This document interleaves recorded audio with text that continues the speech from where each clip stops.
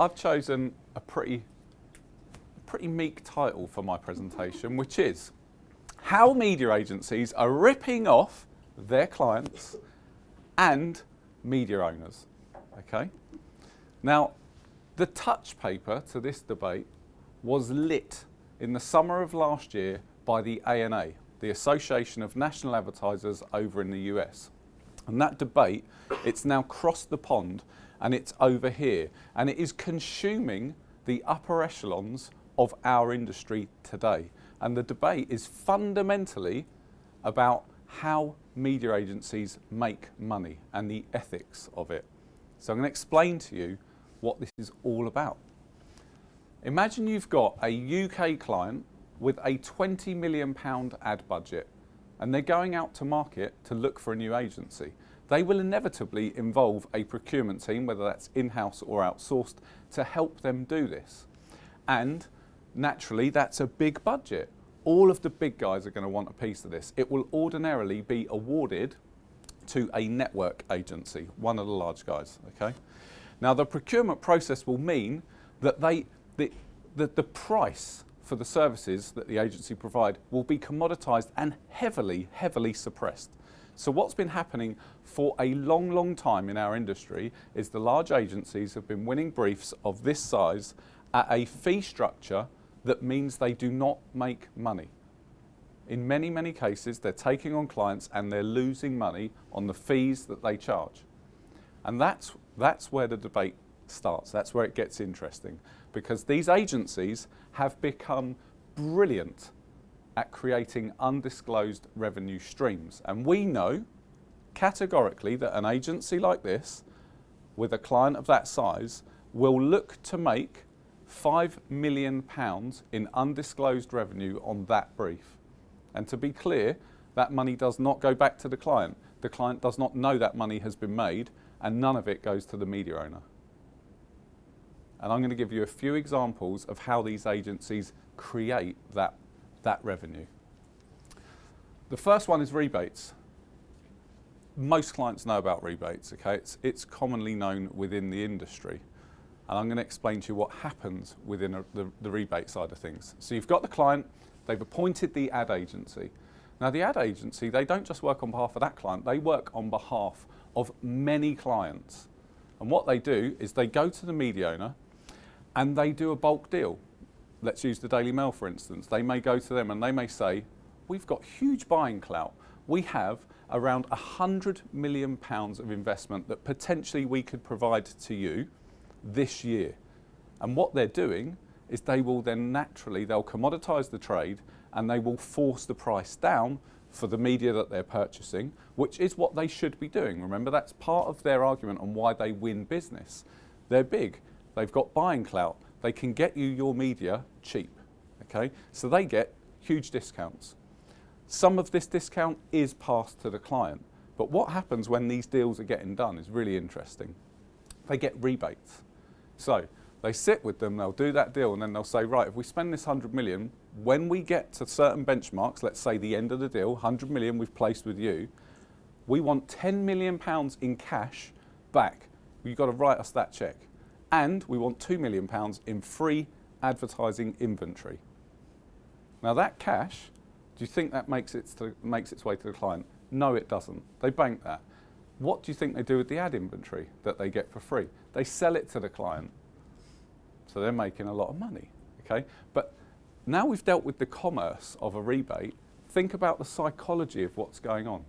What's happening to these planners and buyers within these agencies? What you've got is a planning and buying agency working on behalf of a client that has gone out to certain media owners and done massive deals. So they have purchased huge amounts of media, or at least a commitment to buy it. So what have they become?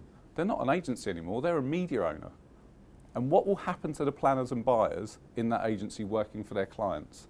They're going to be motivated by the network, by the drive for revenue, to place their client campaigns in the areas, in the media, where they have these deals, where they know they will secure the rebates. So they will have no objectivity. And we know for a fact that in some cases, planners and buyers in these agencies are already told where to put their money before they've even seen a client brief. That's frightening enough, okay? That's the tip of the iceberg on this. Honestly, it is a fascinating debate. I'm going to talk to you about a second area, which I've called firewalls.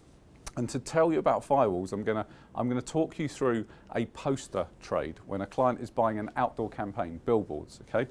You've got the client, you've got the agency, and you've got a number of media owners that own billboard inventory, okay? But in the middle, these agencies, what they tend to use is a specialist poster agency, and there's only really a few of them. And they use these guys to do the deal and to use their specialist expertise to buy on behalf of their clients.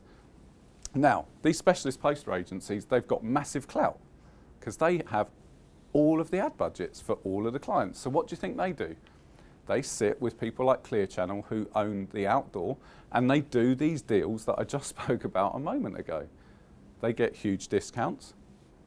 How much ends up back with the client, unsure, but they get these massive rebates. So what's happening in these poster specialists? Do you think that they're driven by an absolute furious passion for delivery for a client, or are they driven to place revenue in the areas where they get the best kickbacks? So you've got the same thing happening here, but this is where it gets interesting. Who do you think owns the poster specialist? It's the network, right? So all of those cogs in between the client and the media owner are owned by the network. A lack of objectivity.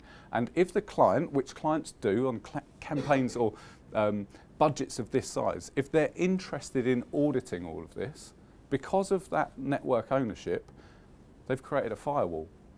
So client A asks planning agency B, we're going to audit the account, see what's going on. Do you think that they're going to get a clean paper trail? They won't. The specialist poster agency can furnish the planning and buying agency with whatever they need and want. And to bring this as a final point closer to home, I want to talk about programmatic trading of display inventory. Okay, it's widely accepted now that when a client spends £1, generally the media owner, obviously it makes its way to the ad agency, the media owner generally will get about 30 pence. And that's because there is a technology stack that will sit in between the buying agency and the media owner and the ad agency, and between that tech stack and the ad agency, they're taking about 70%. So we're starving the teams, the platforms and the publications that work so hard to create audiences for us to advertise to. And within this, who do you think owns the tech stack? Or at least part of it? Surprise, surprise.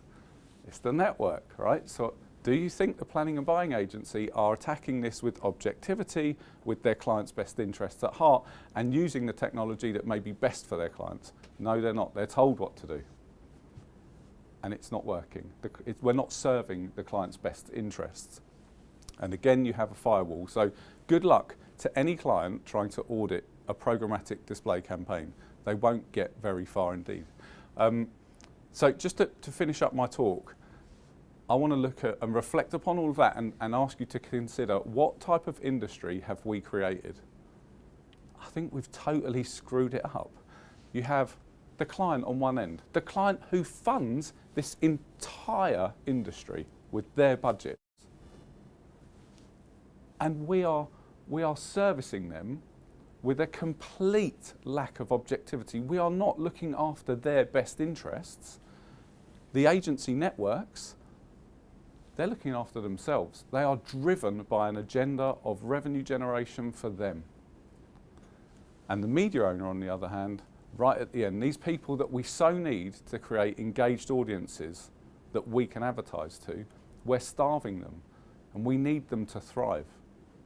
And this is why I am so delighted to be part of this team, an independent agency, an agency that has never once had undisclosed revenue with a client piece of activity, and that every single time we arrive at work and we look at a campaign, we're doing so with complete objectivity, and we know the cornerstone of our work is always what's in the best long-term interests of our clients.